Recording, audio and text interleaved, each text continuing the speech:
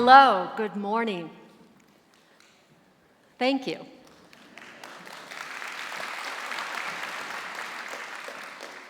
So I'm here to talk to you about disruption. And I think Mike was the perfect warm-up for what I'm going to talk about. Is everyone afraid that technology is going to steal your job and completely change your life? Well, it is, but I'm here with a message of hope. Now, disruption is sort of a scary word. And did any of you fly in here yesterday? A few of you? Weather's a disruptor. There's a lot of disruptors in our life. And if you were on my plane coming from Berlin, it was a very scary disruptor. We dropped. I thought we were going to die. But we didn't. So we hear about technology disruption a lot. It's a scary word. I found it to be even a scarier word in Polish. And you see a lot of graphs these days talking about how technology is rapidly evolving and changing our lives and our world. And it can be a little scary, but it's something that's been going on for a long time. I'm sure all of you have seen a graph, this one or something like it, that shows how new technologies are getting implemented. And they're getting implemented faster and faster. So probably what is new is what you can see on this graph. That it took, look at it, like 80 years for the landline to actually get fully implemented. And less than 10 for smartphones to be in everyone's pockets. So the time of adoption is just getting shorter and shorter and shorter, and we all feel that we can't keep up. How many of you feel that you've been impacted by disruption? Raise your hand. So it hasn't hit here too hard yet, but wait. So, interesting fact, 50% of the S&P 500 will be gone in 10 years. Now that's pretty scary, that entire companies will be gone. And you're already seeing it happen. So what do we do? Personally, I spent a lot of time in the media industry. Now, that industry is just getting leveled by technology. Think about it. New York Times, is that the #1 publisher in the world? Nah. Time Inc., no. What is the #1 publisher in the world? Facebook. What is the #1 television station or network in the world? ABC, CBS, Disney? No. Netflix is 2 times the value of CBS, which used to be #1. Neither one of those companies was even around 20 years ago. That's how fast things are moving. In retail, what used to be a very stable industry, online shopping and social media have completely changed the way that they operate. Algorithmic has changed the way we think about pricing. The CEO of J.Crew, which was one of the most successful retailers around, the CEO just admitted that he has been blindsided by technology and that he didn't see all these changes coming. You see it in automotive. Ford just changed their CEO, and they brought on the guy that was head of their smart mobility to now be the CEO of the company. It's happening in banking. You see it, BBVA, huge Spanish bank, leveled their entire C-suite 2 years ago and brought in their head of digital banking as the CEO and new head of the company. A lot of things are changing. You even see it in politics. What do you think the cause of Brexit? Why do we have Trump? Fear about jobs, mostly. It's probably a lot of other things, but I don't want to talk about Trump today. So what I do want to talk to you about is I have the honor of working at MIT, where we don't fear disruption. We actually drive it. We create new technologies, and we embrace disruption for the power of what it can do. I'm working on 2 initiatives that I want to talk to you about. The first one is called the Engine. What we're doing there is thinking about how do we embrace technology and intentionally build the companies of the 21st century and mold the current companies into what they need to be. How do we create the new jobs for the 21st century? And that's what we're trying to do. So let me put some faces on this for you. Think about what are these companies for the 21st century that we're talking about. Meet Leslie Dewan. She's the founder and CEO of Transatomic. What is Transatomic? It's a new type of nuclear power company that's thinking about harnessing a new type of technology that can make nuclear power cheaper and a cleaner technology for the future. Meet Nihal, who is the co-founder and one of the CEOs of Raptor Maps.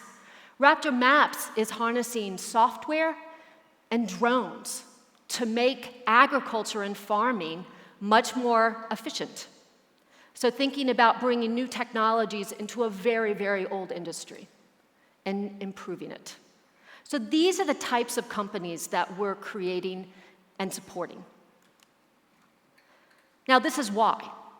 Because thinking about companies that are harnessing new technologies, and I don't mean sort of like a consumer app or something like that. Those companies are fine, and there's a lot of them.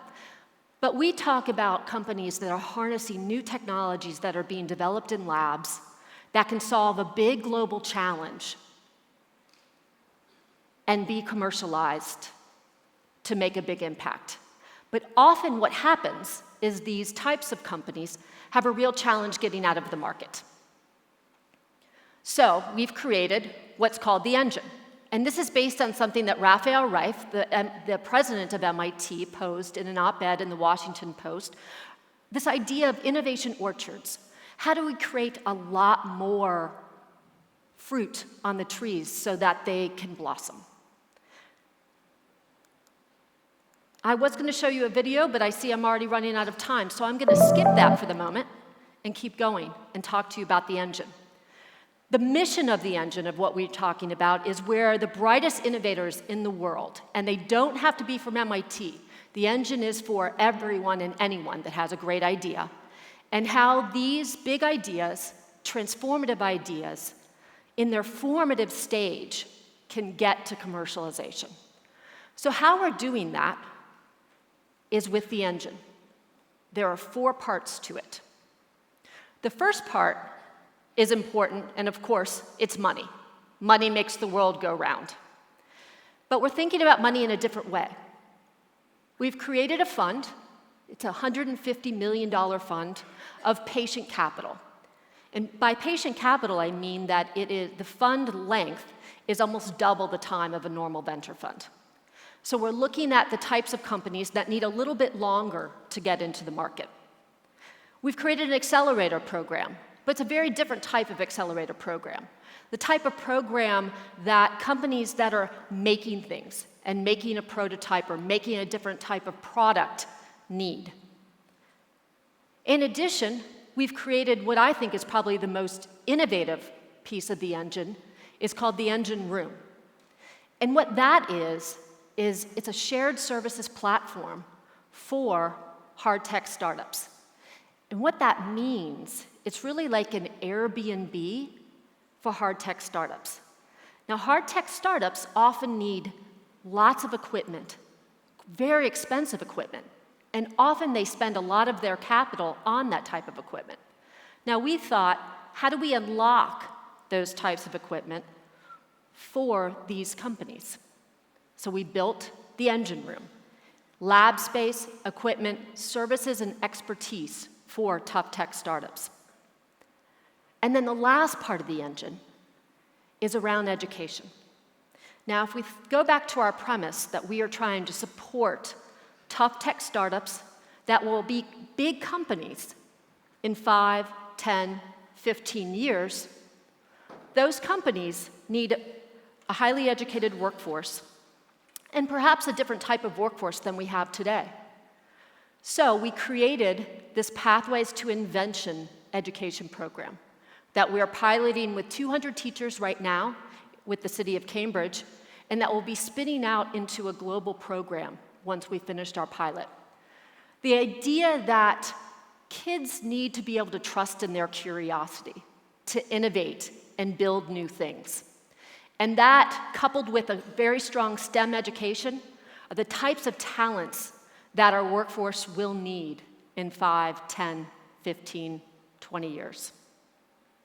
So that's the engine. You can check it out at engine.xyz. Now, the second program is a little bit different, but no less important.